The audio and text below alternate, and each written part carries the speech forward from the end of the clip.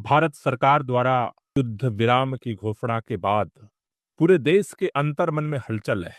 बूढ़ा हो, बच्चा हो, स्त्री हो, पुरुष हो, हिंदू हो, मुसलमान हो, सिख हो, ईसाई हो, इस भारत मातृभूमि के गर्भ से पैदा हुआ हर बेटा बेटी के अंतर्मन में इस सवाल पैदा हो रहा है कि आखिर अचानक भारत को देश के प्रधानमंत्री और भारत की सरकार ने अमेरिका के चरणों में सरेंडर क्यों कर दिया।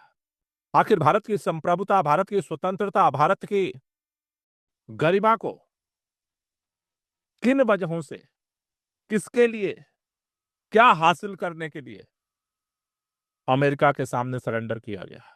सबके मन में ये सवाल उमड़ रहा है, घुमड़ रहा है और जवाब नहीं मिल रहा।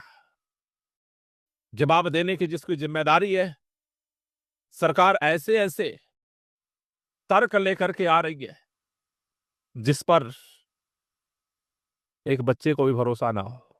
आज अगर ये बात पूछी जाए कि क्या दुनिया के अंदर युद्ध होना चाहिए, नहीं होना चाहिए, क्या युद्ध में लोगों की जानें जानी चाहिए, नहीं जानी चाहिए, लेकिन जब पहलगांव में 26 निर्दोष लोगों की जान जाती है, निरीह लोगों की जान जाती है, असहाय लोगों की जान जाती है, तो उस समय यह प्रश्न पैदा होता है कि आखिर इसका समाधान क्या है। आतंकवादी हमलों को कैसे समाप्त किया जाए, कैसे इसे खत्म किया जाए, इसका रास्ता क्या है।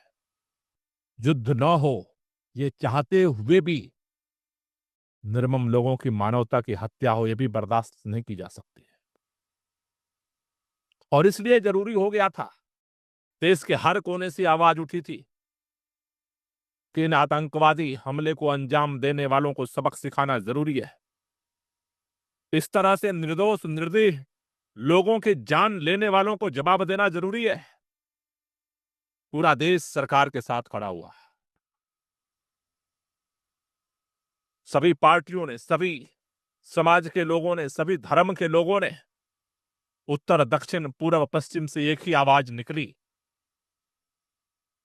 कि इन आतंकवादियों को सबक सिखाया जाना चाहिए। सेना ने पहल की, आतंकवादी ठिकानों पर हमले हुए। जैसा सबको पता था कि पाकिस्तान की सरकार, पाकिस्तान की सेना उन आतंकवादियों के संरक्षण में सामने आई और भारत के नागरिकों के ऊपर ड्रोन से हमला शुरू किया, जिसका जवाब जाबाजी के साथ हमारी सेना के जवानों ने दिया और पाकिस्तान को निरस्तर कर दिया।